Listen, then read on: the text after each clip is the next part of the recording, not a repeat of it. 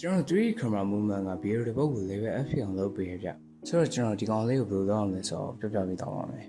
ကျွန်တော်တို့ပထမဆုံး new con ခေါ်လိုက်မယ်ပေါ့နော်ဒါကတော့ကျွန်တော်ခုထားတဲ့ setting ပါပြီးလို့ရှိရင် right click နှိပ်ပြီးတော့ new ထဲမှာ solid ဆိုတာလေးယူလိုက်မယ်ပေါ့နော်ဒါကတော့ကျွန်တော်ရှာပြီးတော့ down ထားတဲ့ grid background လေးပါကိုယ်ကြိုက်တာသုံးလို့လည်းရပါတယ်ပြီးလို့ရှိရင်ဒီ background လေးကို 3D ပြောင်းလိုက်မယ်ဗျ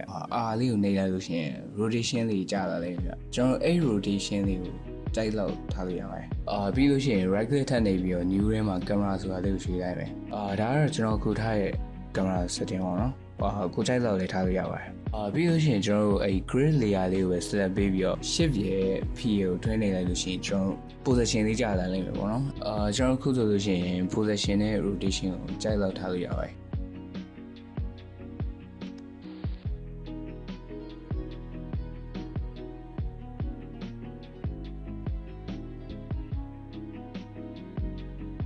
ကျွန်တော်ဒီလောက်ထားလိုက်တယ်ဗျပြီးလို့ရှိရင်ကျွန်တော် right click ထပ်နေပြီးတော့ new ထဲမှာ test ဆိုတာလေးရွေးလိုက်မှာပေါ့နော်ကျွန်တော်စားရိုက်လို့ရပါတယ်ပြီးလို့ရှိရင် control N ကိုနှိပ်မယ်ကျွန်တော် layout right click နှိပ်ပြီးတော့ transform ထဲမှာလည်းကျွန်တော် anchor point ကိုစမ်းလာမှာထားလို့ရတယ်ပေါ့နော်ပြီးလို့ရှိရင်ကျွန်တော် tab layer ကိုလည်း 3D ပြောင်းလိုက်မယ်ပြီးလို့ရှိရင် S လေးကိုနှိပ်လိုက်လို့ရှိရင်ကျွန်တော် scale လေးကြာလာတယ်ဗျအမှကိုကြိုက်တော့လေးထားလို့ရပါတယ်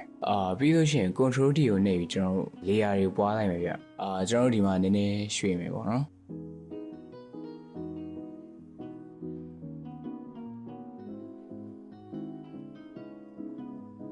ပြီးလို့ရှိရင်စားလေးပြောင်းလိုက်ပြီဗျ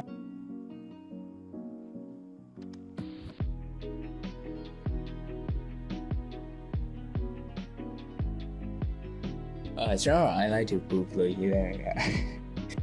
ကြိုက်တဲ့စာထားလို့ရပါတယ်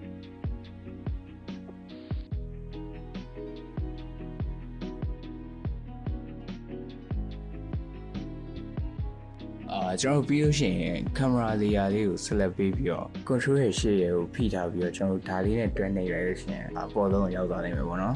ကျွန်တော်ပြီးလို့ရှိရင်ဒီထဲမှာ custom view လေးကိုရွေးလိုက်ရကျွန်တော်ဒီမှာစာရီကိုနေရာချရပေါ့နော်နောက်ဟာတွေကိုလည်း select ပေးပြီးတော့ဖိလေးနေလိုက် position ကျလာနိုင်မယ်ပေါ့နော်ကျွန်တော်ဒီမှာစာရီကိုနေရာချရ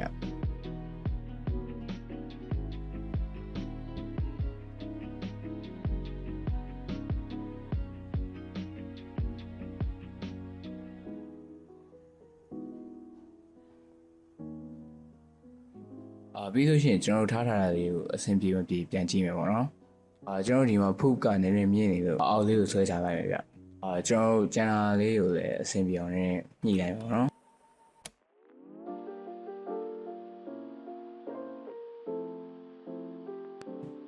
ကျွန်တော်ပြီးလို့ရှိရင် custom view မှာနည်းနည်းပြန်ပြီးတော့ညှိမယ်ပေါ့နော်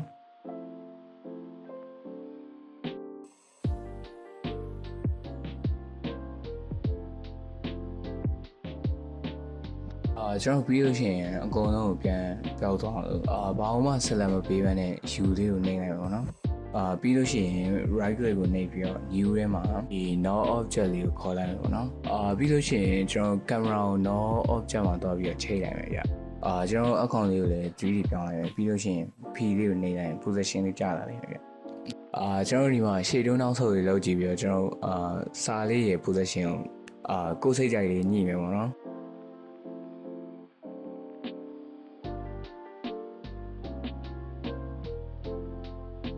ပြီးလို့ရှိရင်ထက်လျာပေါ်မှာလေးကိုနှိပ်လိုက်လို့ရှိရင်ကျွန်တော် rotation လေးကြာလာနေတယ်အဲ့မှာ y rotation လေးကိုနည်းနည်းကစားမယ်ပေါ့နော်ကိုယ်စိတ်ကြိုက်လေးပြင်လို့ရတယ်ဗျကျွန်တော်အတိုင်းပဲအကုန်လုံးပြင်လိုက်ပါမယ်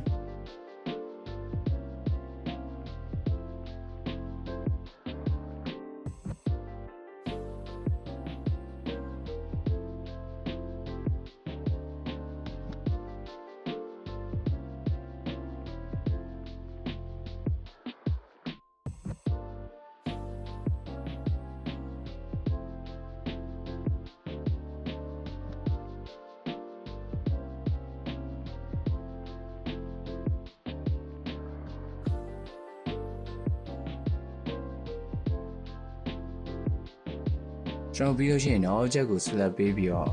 လေးနေရလို့ရှိရင်ကျွန်တော် rotation လေးကြာလာတယ်ဗျအဲ့မှာကျွန်တော် 8 rotation လေးကိုနည်းနည်းကစားမယ်ပေါ့နော်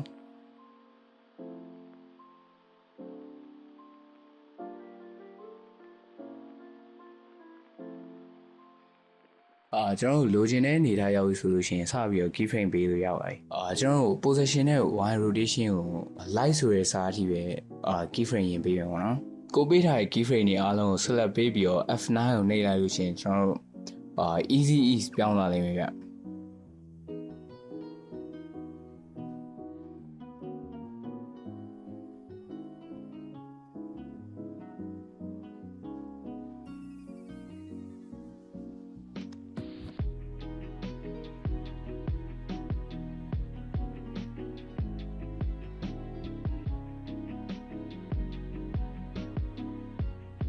ကျွန်တော်တို့ပေးထားတဲ့ key frame တွေအားလုံးကို select ပေးပြီးတော့ဒီ graph လေးမှာ85လောက်ထားလိုက်မယ်ဗျဒီဘက်ကို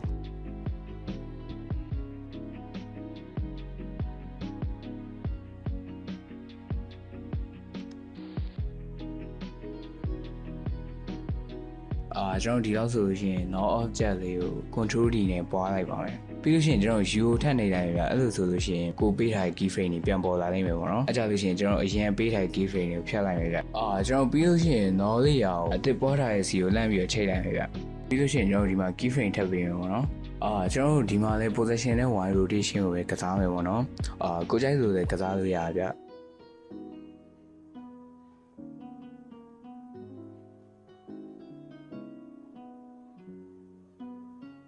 ကိုပေးထားတဲ့ key frame တွေအားလုံးကို select ပေးပြီးတော့ F9 ကိုနှိပ်လိုက်လို့ရှိရင် easy ease ပြောင်းလာလိမ့်မယ်ဗျ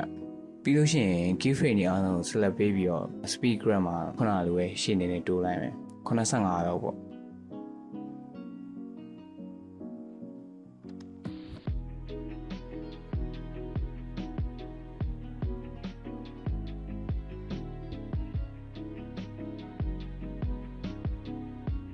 ပြီးလို့ရှိရင် no object ကို control D နဲ့ထပ်ပြီးတော့ပွားမယ်ပြီးလို့ရှိရင်ကျွန်တော် U ထပ်နေလိုက်ရအဲ့လိုဆိုလို့ရှိရင်ကိုပေးထားတဲ့ key frame တွေပြန်ပေါ်လာနိုင်မယ်ပေါ့နော်အဲ့ကြလို့ရှိရင်ကျွန်တော်အရင်ပေးထားတဲ့ key frame တွေကိုဖြတ်လိုက်မယ်ဗျ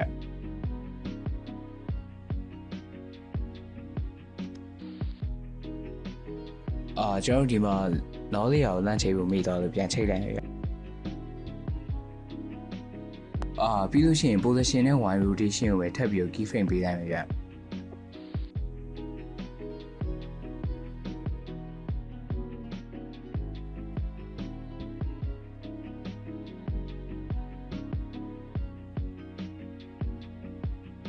ပြီးလို့ရှိရင်ကျွန်တော်ပုံမှန်အတိုင်းပဲ speed graph မှာဒီကောင်လေးကို85လောက်ထားလိုက်မယ်ဗျ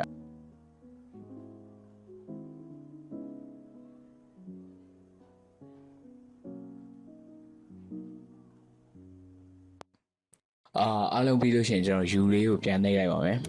ကျွန်တော် G လေးကိုနှိပ်လိုက်လို့ရှိရင်ဖန်တူးလေးပေါ်လာနိုင်မယ်ဗျကျွန်တော်အကောင့်လေးနဲ့ကျွန်တော် line လေးတစ်ခုဆွဲလိုက်မယ်ပေါ့နော်ကျွန်တော်ဆွဲတဲ့ချိန်ကျလို့ရှိရင်ဒီ fade လေးကိုပိတ်ထားအောင်ပဲပေါ့နော်ကျွန်တော် stroke ကတော့3လောက်ပဲထားလိုက်ရဗျပြီးလို့ရှိရင်ကျွန်တော်ဒီ layer လေးကိုလည်း 3D ပြောင်းလိုက်မယ်နော်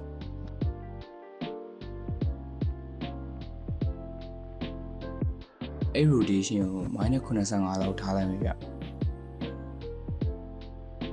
ပြီးလို့ရှိရင် custom view တွေကိုတွားပြီးတော့ဒီကောင်လေးကိုနေရာလေးချမယ်ပေါ့နော်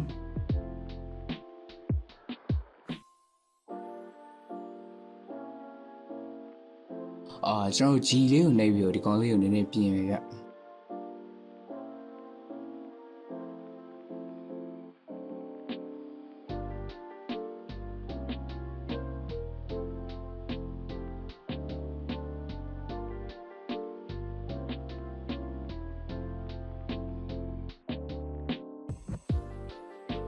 ကျွန်တော်အပြင်မှာလည်းနည်းနည်းထပ်ညီလိုက်ရဗျ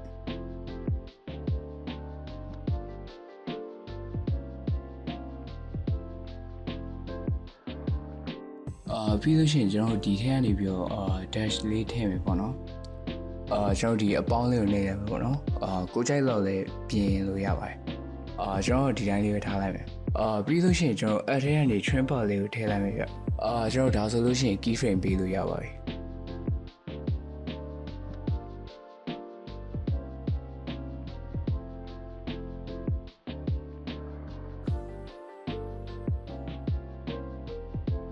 ပြီးလို့ရှိရင်ကျွန်တော် key frame တွေကို select ပေးပြီးတော့ F9 နှိပ်ပြီးတော့easy ပြောင်းမယ်ပေါ့နော်ပြီးလို့ရှိရင် speed graph မှာဒီဘက်ကို80လောက်ထားလိုက်မယ်ပေါ့နော်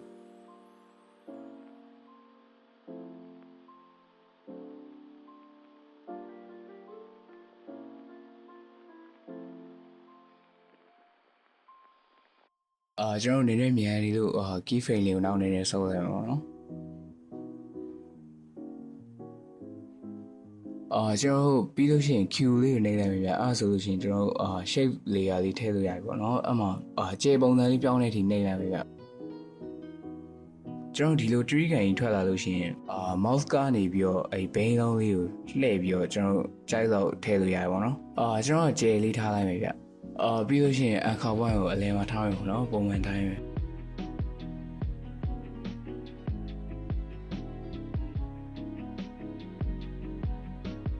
ကျွန်တော် S လေးကိုနှိပ်လိုက်လို့ရှိရင်scale ဆိုတာလေးပေါ်လာနိုင်မှာဗျအဲ့မှာကျွန်တော်ကျယ်လေးကိုနည်းနည်းသေးလိုက်မှာပေါ့နော်ကျွန်တော်ဒီကျယ်လေးကိုလည်း3D လေးကပြောင်းလိုက်ပါပေါ့နော်ပြီးလို့ရှိရင် custom view မှာကျွန်တော်နေရာလေးချရရ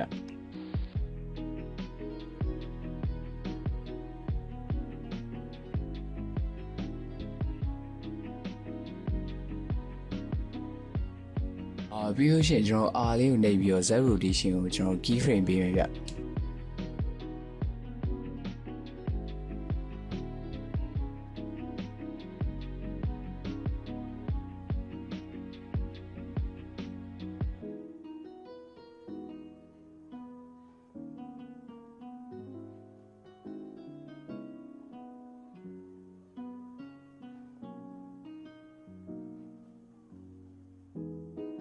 Finally we did it ဒီ video ကနေတခုရလိုက်မယ်လို့ပြောနေပါတယ်ဆိုတော့အားလုံးပဲ adios